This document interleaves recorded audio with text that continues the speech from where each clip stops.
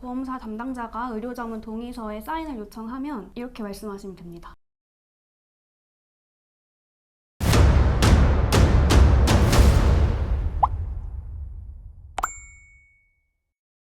안녕하세요. 뉴스포트 보험 전문 기자 김승동 기자입니다. 안녕하세요. 소사무의 양민희 손해사정사입니다. 오늘은 의료 자문에 대해서 좀 알아볼 건데요. 보험사가 보험금을 지급하지 않기 위해서 이 의료 자문을 악용한다는 얘기가 좀 많습니다. 의료 자문에 대해서 문제점이 한둘이 아닐 것 같은데 일단 의료 자문이 뭔지부터 말씀을 나눠봐야 될 것 같아요. 네, 의료 자문은 보험금 지급 여부를 결정하는 데 있어서 의학적인 판단이 필요하여 의사에게 자문을 구하는 것입니다. 환자를 치료한 사람도 전문의일 거예요. 근데 보험사는 이 전문의를 인정하지 않는다는 건가요? 왜 의료 자문을 진행하죠? 보험금을 제대로 지급하기 위한 과정이라고 생각하시면 됩니다. 결국은 보험사가 의료 자문을 하자라고 하면은 보험 가입자들은 따를 수밖에 없을 거예요. 근데 이거 따르면은 보험금을 못 받을 확률이 굉장히 높다고 알고 있거든요. 소비자 입장에서는 굉장히 갈등될 겁니다. 의료 자문을 하자는 거에 사인을 해야 되는지, 사인할 때 어떻게 해서 사인해야 되는지, 아니면 사인 안 하는 게 좋은지, 선생님은 이거에 대해서 어떻게 판단하고 계신가요? 보험사 담당자가 의료자문 동의서에 사인을 요청하면 이렇게 말씀하시면 됩니다. 어떻게요? 같이 주치의한테 가서 추가 소견을 받자. 안 그럼 소견서 양식을 달라. 내가 주치의 선생님한테 가가지고 받아오겠다. 보험 가입자의 주치의한테 가서 네. 소견서에 대한 내용을 다시 받아오겠다. 네, 우선 주치의한테 먼저 가는 거죠. 보험사가 소견을 받겠다는 의사가 아니라? 네, 직접 치료한 주치의예요.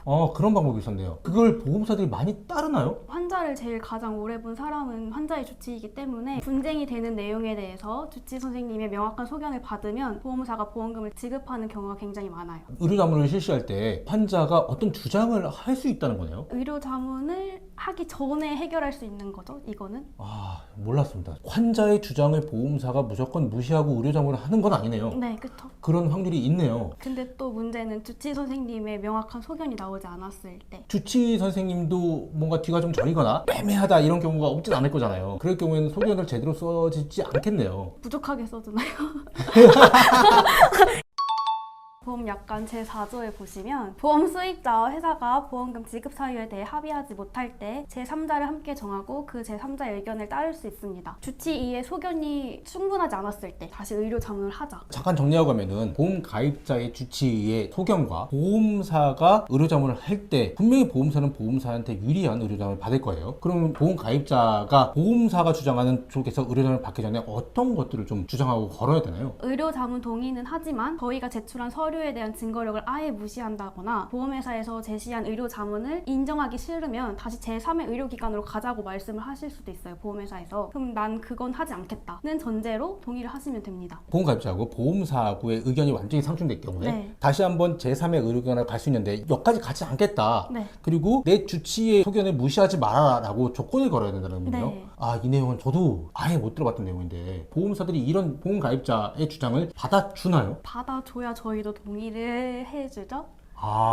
동의를 안 받아주면은 더 이상 진행이 안 되니까 보험사도 곤란할 수가 있는 거네요. 네. 그럼 이 경우에 보험 가입자 쪽이 유리해질 수 있는 확률이 굉장히 높은 거네요. 보험사는 그럼에도 불구하고 주치의 소견을 믿지 못하겠어, 무조건 제3의 의료기관으로 가자라고 할 경우에는 소비자는 또 무조건 동의를 해야 되는 건가요? 제가 듣기에는 보험사가 몇 군데의 병원을 정해놓고 이 제3의 의료기관이 아니면 의료자문을 할 수 없어라고 주장한다고 들었어요. 근데 결국은 보험사가 정해둔 몇 군데의 의료자문 회사가 의료자문하는 병원이, 그리고 그 의사가 팔이 안으로 굽는다고 보험사의 의견을 굉장히 많이 따를 가능성이 높다고 보여지거든요. 보험 가입자 는 무조건 동의를 할 수도 없고, 그렇다고 동의를 안 하면 보험금을 지급하는 게 굉장히 허세월이 되는 거고, 어떻게 될지 굉장히 고민이 많을 것 같습니다. 의료 자문이 무조건 해야 되는 건 아니잖아요. 그렇죠? 그러면 일단 보험사한테 의료 자문을 하는 객관적인 의학적 근거가 무엇인지 명확히 밝혀달라.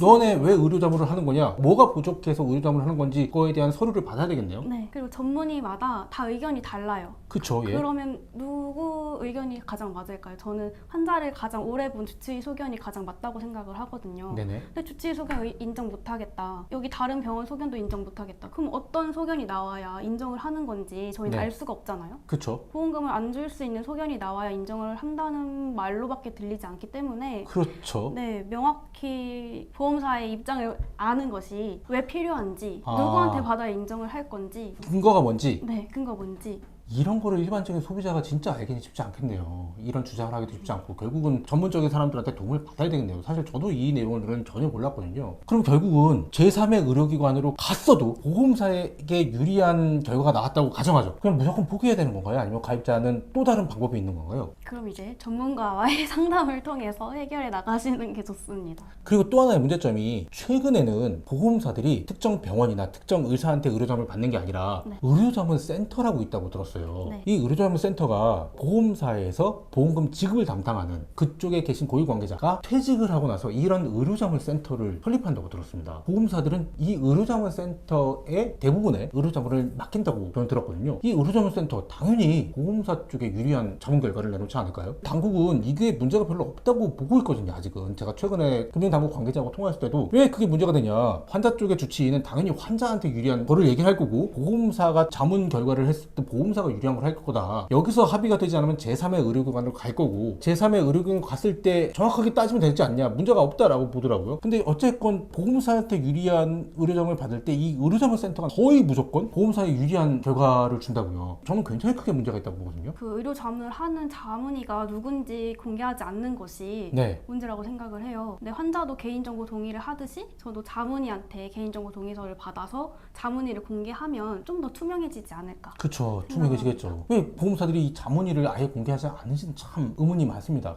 개인정보를 보호한다고 하지만 결국 누군지 알아야지 사실 소비자도 좀 신뢰를 할 거잖아요. 제가 최근에 듣기에는 결국 소송까지 가서 내 의료자문을 누가 했는지 공개를 했더니 해당 의사는 의료자문을 한 적이 없다, 이런 결과가 나왔다고 들었어요. 발생하면 안 되는 일들이 종종 발생하고 있는 것처럼 보여요. 보험금을 지급하지 않기 위해서 혹은 과소 지급하기 위해서 의료자문을 악용하고 있지 않나? 이런 생각도 들거든요. 손사님은 이거에 대해서 어떻게 좀 생각하시는지요? 의료 자문을 하지도 않았는데 했다는 경우도 있다고 해요. 네. 네, 뭔가 완전 이런 거랑 다름이 없지 똑같죠. 않나. 예. 네. 취재가 되게 힘들어서 아직까지 취재를 하고 있는 중이거든요. 사례를 꼭 밝혀내고 싶은데 종종 이 귀에 들려요, 이런 내용이. 정리하고 넘어가면 보험금을 받기 위해서 보험금을 청구했는데 의료자문을 실시하겠다라고 하면 1차적으로 어떤 조건들을 걸어야 된다고요? 동의는 하되 의료 자문을 실시하는 전문의가 누군지 공개해달라. 공개하지 않으면 우리 측에서 제출한 서류를 어느 정도 인정해달라. 너희가 주장한 자문 결과를 일방적으로 주장하지 말라. 이걸 인정하지 않으면 제3의 의료기관으로 가겠다라고 말하면 그렇게 가지 않겠다라는 조건을 거시면 됩니다. 그럼에도 불구하고 이제 제3의 의료기관으로 갔어요. 그러면 또 어떤 주장을 소비자가 해야지? 동시 감정을 가게 되면요. 네네. 인정하지 않으면 법적으로 결국 네. 소송을 가야 되는 거군요. 네. 의료자문을 굉장히 신중하게 동의를 해야 되고 이 신중하게 동의를 하는 과정에서 가입자가 주장할 수 있는 것들을 충분히 주장해야 된다는 말씀이시네요. 네. 이런 내용들을 자세히 보험 소비자가 주장할 수가 없으니 결국은 이제 손사님처럼 전문가의 의견을 좀 따라서 진행해야 되겠네요.